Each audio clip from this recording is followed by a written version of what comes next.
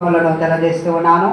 ఈరోజు సిఎస్ఐ ఆల్మానిక ప్రకారము అంశము పునరుత్థాన క్రీస్తు నిత్య సాన్నిధ్య అభయము అన్నటువంటి అంశాన్ని ఈరోజు మనము ధ్యానిస్తున్నాం. పునరుత్థాన క్రీస్తు నిత్య సాన్నిధ్య అభయము అన్నటువంటి అంశాన్ని మనము ధ్యానిస్తున్నాం. నిత్య సాన్నిధ్యము అంటే దేవుని యొక్క సన్నిధి తోడుగా ఉండుట అని అర్థము. అభయము అంటే భయము లేకుండా జీవించట అభయము అన్న విషయాన్ని మనకి జ్ఞాపకం చేస్తున్నారు. దేవుని యొక్క సన్నిధి ఎక్కడ ఉన్నది అంటే పరలోకములో దేవుని యొక్క సన్నిధి ఉన్నది. అందుకే ప్రభు నేర్పిన ప్రార్థనలో పరలోకమందున్న మా తండ్రి అని మనము తండ్రిని మనము పిలుస్తూ ఉంటాం. తర్వాత దేవుని యొక్క సన్నిధి సర్వలోకమున దేవుని యొక్క సన్నిధి ఉన్నది.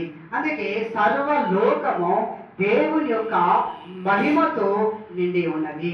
ఇక మూడవదిగా దేవుని యొక్క సన్నిధి ఎక్కడ ఉంది అంటే దేవుని యొక్క మందిరములో దేవుని యొక్క సన్నిధి ఉన్నది.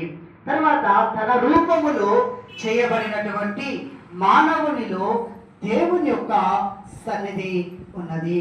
ఆదికాండము 4వ అధ్యాయము 14వ వచనాన్ని మనం చూస్తే అక్కడ దేవుడు కయీనును దేవుని యొక్క సన్నిధి నుండి బయటికి వెళ్ళగొడుతున్నాడు.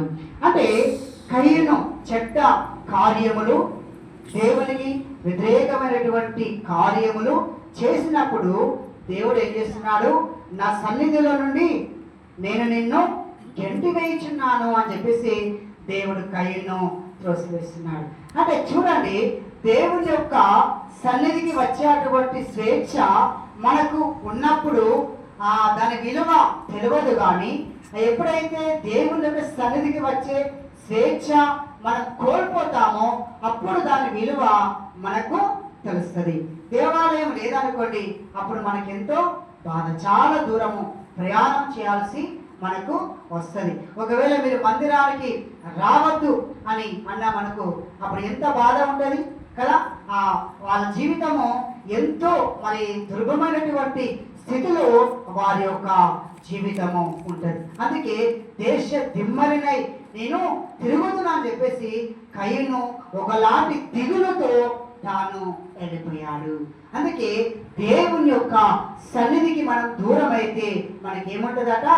దిగులు అనేది మనకు ఉంటుంది, శాపగ్రస్తులము అవుతాం. తర్వాత మనం చూస్తే 95వ కీర్తన 7లో మనం చూస్తున్నాం, యెహోవా సన్నిధిలో మోకరించుదము అని చెప్పేసి అక్కడ జ్ఞాపకం చేస్తున్నాం. అందుకే దేవుని యొక్క మందిరానికి వచ్చినప్పుడు మొట్టమొదట మనం ఏమి చేస్తామంటే మోకరించి మనము ప్రార్థన చేస్తాము. ఎందుకంటే అక్కడ దైవ సన్నిధి ఉన్నది అని చెప్పేసి. అలాగే మనం ఏదైనా ప్రయాణమై వెళుతున్న సమయంలో మనకు మందిరము కనిపించినప్పుడు ఏం చేస్తాం? మనము ఇలా దేవాలయాన్ని మన చేతులతో హత్తుకొట్టి ఇక్కడ దేవుని యొక్క సన్నిధి ఉన్నది అని చెప్పేసి సిలువ గుర్తు కొన్నిసార్లు మనము వేసుకుంటాం. 51వ కీర్తన 11 మనం చూస్తే దావీదు మహారాజు ఏమంటున్నాడు? ప్రభువాని సన్నిధిలో నుండి నన్ను గట్టి వేయకుము అని చెప్పేసి అక్కడ జ్ఞాపకం చేస్తూ ఉన్నారు. 18వ కీర్తన 6లో మనం చూసాక ఏమంటున్నానంటే నీ సన్నిధిలో నా మొర నీవు వినను అని చెప్పేసి అక్కడ జ్ఞాపకం చేస్తున్నారు. అంటే దేవుని యొక్క సన్నిధిలో మన ప్రార్థన చేస్తున్నప్పుడు మన ప్రార్థన దేవుడు ఆలకించుచున్నాడు. అందుకే 139వ కీర్తన 7లో మనం చూస్తే నీ సన్నిధి గురించి నేను ఎక్కడికి పారిపోవదునో అని చెప్పేసి అక్కడ కీర్తనకారుడు మనకు జ్ఞాపకం చేస్తుంది. ఎక్కడికి మనం వెళ్ళలేము, దేవుని విడిచి దేవుని సన్నిధి విడిచి ఎక్కడికి వెళ్ళలేము, ఎక్కడ మనం దాక్కోలేము, ఎక్కడ మనము నివసించలేము అన్న విషయాన్ని మనకు చక్కగా జ్ఞాపకం చేస్తుంది. అందుకే దేవుని యొక్క పునరుత్థాన క్రీస్తు నిత్య సన్నిధి అన్న విషయాన్ని మనకు దేవుడు మాట్లాడుతూ ఉన్నారు. ఇప్పుడు దేవుని యొక్క సన్నిధి గురించి మనము చూస్తూ ఉన్నాము. ఇప్పుడు దేవుని యొక్క అభయం అనగా భయము లేకుండా జీవించుట. అదే మొదటి బైబిల్ పాఠములు చదవగా మనము విని ఉన్నాం. మన పాత నిబంధన గ్రంథములో యెషయా గ్రంథము 41వ అధ్యాయము 8వ వచనం మనం చూస్తే అక్కడ దేవుడు మాట్లాడుచున్నాడు. దేవుడు ఇజ్రాయేల్ ప్రజలతో చేస్తున్నటువంటి ఆ యొక్క నిబంధన అంటే దేవుడు ఇజ్రాయేల్ ప్రజలతో ఉండును. ఇజ్రాయేల్ ప్రజలు దేవుని ఎడల అభయం ఉన్నది అన్న విషయాన్ని అక్కడ మనకు జ్ఞాపకం చేస్తున్నారు. చదవండి. నా సేవకుడైన ఇశ్రాయేలు, ఏర్పరచుకొనిన యాకోబు,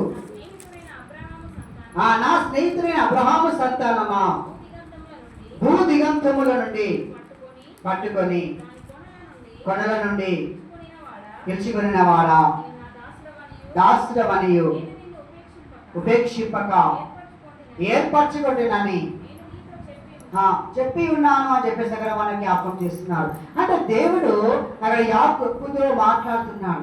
యాకోబుకి ఎన్ని పేర్లు ఉన్నాయి? 2 పేర్లు మనకు కనపడుతున్నాయి. కొంతమందికి 2 పేర్లు ఉంటాయి, కొంతమందికి 3 పేర్లు ఉంటాయి. 3 పేర్లు ఎవరికి ఉంటాయి? కొంతమందికి